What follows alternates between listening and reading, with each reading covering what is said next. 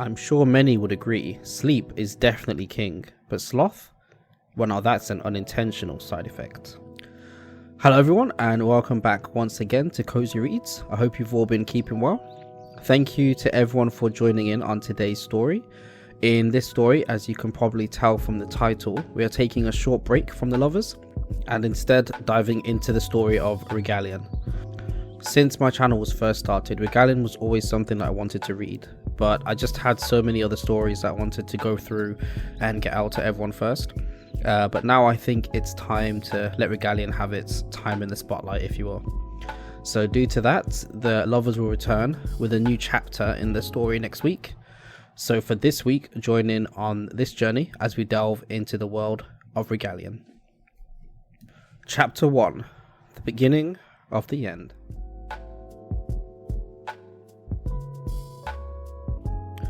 Well, this is an interesting predicament we find ourselves in. To think I went through all that trouble, and yet you get dropped right at my feet. Well then, it's time we got this show on the road. I'm curious though, with everything that happened, how do you think this story will end? Do you believe that you are the hero of this story, and that you are going to save this world from devastation? Ha! You call yourself a hero, but how many people's lives do you think you destroyed? How many lives were ruined regardless of the person? A so-called hero wouldn't ruin lives in such a way, and you did all this just to end up right here with me. Do you regret all that happened leading to this moment? Do you regret meeting her? Either way, it doesn't matter. You are here now, and once I gather the power of the godforsaken, your world will be mine. Now I must take my leave. I have a few preparations to make before the fun can begin. Now you ponder on those questions I asked, and think about why you are now my prisoner. The corrupted jailer then left the room in an air of sinister smoke, leaving his prisoner to truly think about everything that happened leading up to this moment. The prisoner looked back on the last couple of months, playing out the events in his head, but not truly giving up hope on the ones he held dear. Rise and shine, sleepyhead. You've got a day of work ahead of you, sang the cheerful and angelic voice of Celeste.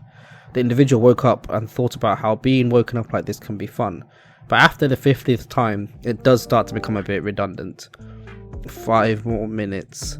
The individual groaned while rolling over and slowly drifting back into a state of complete blissful unconsciousness. A dream. An odd one, almost like a premonition, but how? Could it be Celeste's power at work? They were not sure, but for now they decided it best to remain alert and to try to figure out who their jailer was. Ha ha ha ha, exactly how it should be. Sleep and sloth are kings, isn't that right, Max? Celeste just doesn't get the power of being immobile. Putrid, the demonic creature that lived in the lantern Max carried with him, exclaimed in a deep and foreboding voice. Every time he spoke, it sounded like he was forewarning for something terrifying, but after a while, you realise that nothing ever happens, and he mainly only speaks like that to keep up appearances. With the weird dream he had, and the unease he had been feeling over the past few days, Max thought about his companions and how he came to meet them. Celeste is an angel, and no, not figuratively, but a literal angel, from heaven, complete with wings, a halo, and radiant lights every time she enters a room. However, she's not completely physical anymore. See, Celeste came to their world involuntarily, mainly because she was summoned there by a group of cultists. Max put them down to being horny girls and guys to learn a few tricks and decided that they could now summon celestial beings whenever they wanted. Well, it almost worked. See, while these cultists knew the basics of summoning, they had only learned a few tricks, and summoning's a lot more difficult than a few tricks. They summoned Celeste when they learned of her inconceivable beauty. Without knowing enough about summoning, they tried their luck, and it went as well as a botched nose job. Celeste's body and soul were torn apart by the summoning process, meaning all they summoned was a lifeless husk of an angelic form. The beauty was still there, but she was kind of devoid of something major, life, and as such the cultists tried to fix their mistake, but to no avail. Call it fate, destiny, or whatever, but luckily Max was on a mission nearby and sensed the presence of a powerful being appearing from almost nowhere. He rushed over and found these cultists trying to catch Celeste's soul. They had trapped her in the warehouse where the summoning was conducted, but Celeste was not wanting to go easily. She was freaking out, and for good reason. How would you feel if one minute you were chilling in heaven, and the next you were a disembodied soul with your lifeless husk of a body on the floor? Due to the botched summoning, Celeste was unable to reunite with her body. All she could do was fend off the cultists with holy power. Max was perched on a beam high above the chaos. He had snuck in through an open window and managed to grapple his way up. While it was dark, he could still make out the shapes and sounds which helped to fill out the gaps. He watched and listened, trying not to laugh as the weirdest sequence of cat and mouse played out. Eventually he composed himself and grappled down further into the warehouse before doing a dramatic drop into the middle of the scuffle, much to the shock of the cultists. Well, what's going on here? Before he even had time to finish his sentence, he was blasted with the combined force of holy power and cultist power and sent flying back. Who was that? One of the cultists uttered in surprise. It doesn't matter. We need to catch her and get her back into her body, said another cultist who had already turned her attention away from Max and back onto Celeste.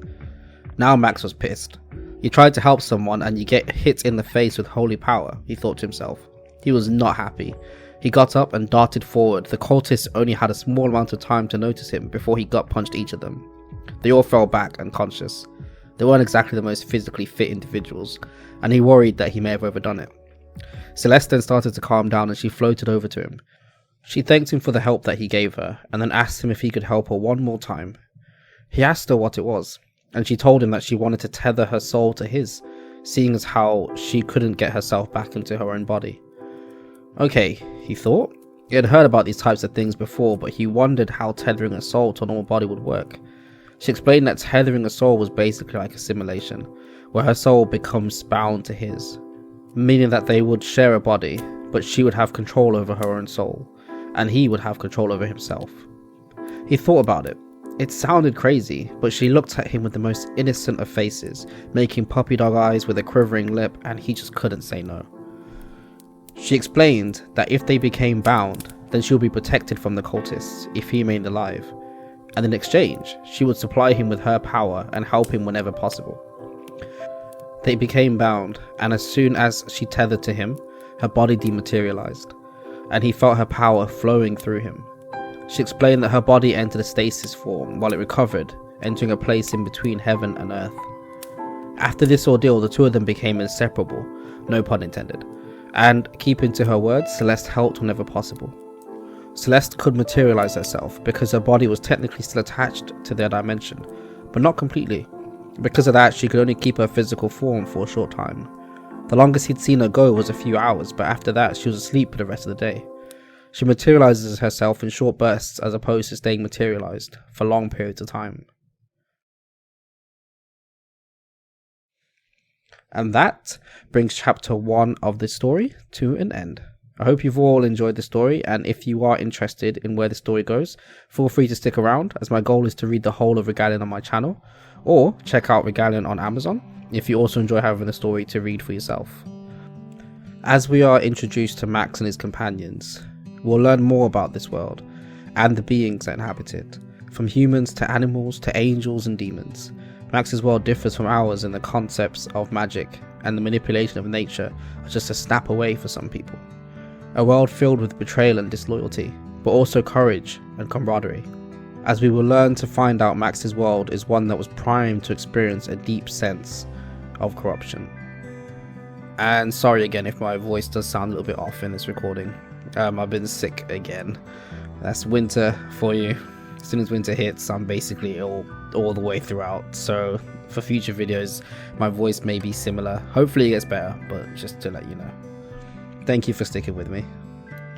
And with that, I hope you have all sufficiently warmed up and that this story has brought you some level of comfort. I wish you safe travels on the journey of life, and feel free to come back again whenever you need a new story to warm your day.